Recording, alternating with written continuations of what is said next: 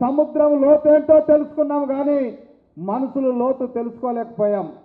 అందుకే వెనకబడిపోయాం. అప్పుడు వచ్చాడు ఎవరు? స్వర్గీయ నందమూరి తారక రామారావు గారు.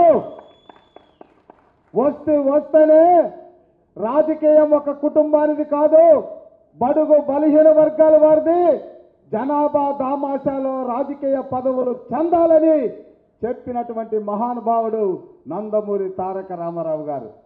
ఇదిగో ఇక్కడే ఉన్నాడు మన కొదమ సింగం, సింగోలు సింగం.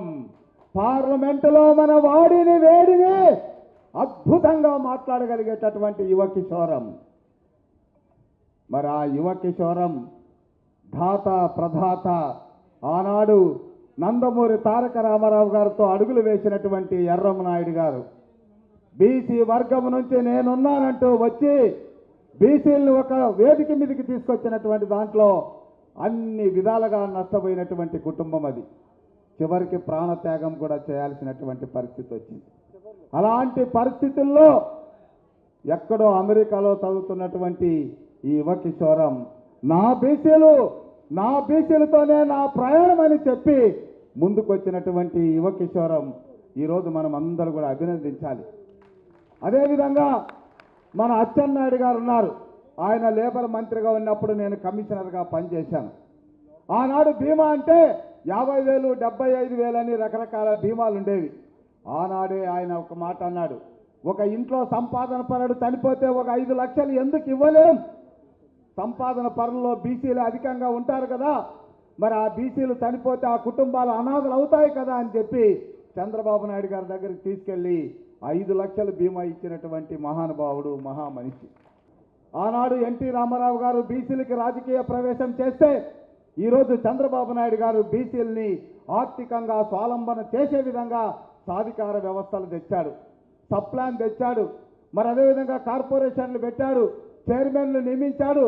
ఈరోజు బీసీలే తెలుగుదేశమే బీసీలని ముందుకు నడుస్తున్నటువంటి చంద్రబాబు నాయుడు గారి ఆశయ సాధనలో 2 అంశాలు ఉన్నాయి. మనం ఈ సమావేశం ద్వారా తెలుసుకోవాల్సినటువంటివి 2 ఉన్నాయి. ఒకటి సూపర్ సిక్స్ ఒక కుటుంబానికి 360 డిగ్రీల్లో లభించేటటువంటి ప్రయోజనం. స్వతంత్రం వచ్చినప్పటి నుంచి కూడా ఏ ముఖ్యమంత్రి చేయనటువంటి సాహసం. ఒక్క ఇంట్లో పెద్దవాళ్ళు ఉంటే ఆయనకు అన్నదాత కిందనో లేదా కౌలు రైతు కిందనో 20,000 రూపాయలు వస్తాయి. ఒక ఆడబిడ్డ ఉంటే 15,000 రూపాయలు వస్తాయి. ఒక అమ్మ ఉంటే 2 పిల్లలు పంపిస్తే 15,000 రూపాయల చొప్పున 30,000 రూపాయలు వస్తాయి. ఒక యువకుడు నిరుద్యోగిగా ఉంటే 36,000 రూపాయలు నిరుద్యోగ భృతి కింద వస్తుంది. ఇవన్నీ కలిపితే ఒక్కొక్క కుటుంబానికి 75,000 నుంచి 1,50,000 వరకు ప్రయోజనం వస్తే ఆ ప్రయోజనంలో కొంత పొదుపు చేయండి. ఒక 50,000 పొదుపు చేస్తే డాక్రా సంఘాలు ఉన్నాయి, అందులో నుంచి ఒక 50,000 రుణం తీసుకుంటే 1,00,000 అవుతుంది. ఆ 1,00,000కు బ్యాంకు ద్వారా ఇంకొక 1,00,000 ఇప్పిస్తాం. మరొక 1,00,000 రూపాయలు కార్పొరేషన్లతో సబ్సిడీ తీసుకోండి. 2-3 లక్షల రూపాయలతో మనము చేస్తున్న వృత్తికి అనుబంధంగా ఎదగాలి. అందుకే ఇంకా కుండలు మెత్తేటటువంటి చేతులు కంప్యూటర్లు మెత్తాలి.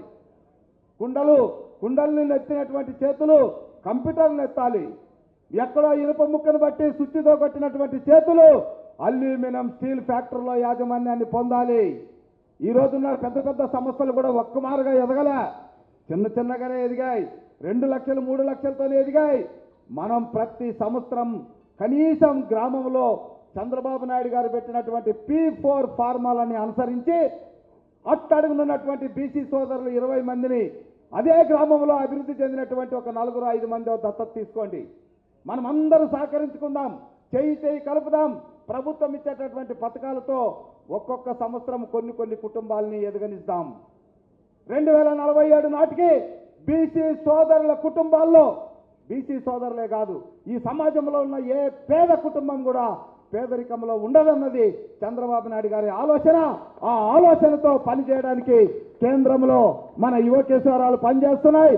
అదేవిధంగా రాష్ట్రంలో అచ్చెన్నాయుడు లాంటి మహామేధావులు, సవిత లాంటి ఆదర్శవంతులు ఎందరో పనిచేస్తున్నారు. కాబట్టి మనం అందరూ చేయి కలిపి ముందుకెళ్ళి పేదరికం లేని సమాజంలో మన బీసీలు ఉండాలని మనవి చేసుకుంటూ సెలవు తీసుకుంటున్నాను. ఈ వీడియో నచ్చితే లైక్ చేయండి. అలాగే మా ఛానల్ ని ఫస్ట్ టైం కనుక చూస్తున్నట్టయితే ఇప్పుడే సబ్స్క్రైబ్ చేసుకుని పక్కనే ఉన్న గంట సింబల్ ని యాక్టివేట్ చేసుకోండి. అప్పుడే మేము పెట్టే ప్రతి వీడియో మీకు నోటిఫికేషన్ గా వస్తుంది. అలాగే ఈ వీడియో పూర్తిగా చూసినందుకు ధన్యవాదాలు.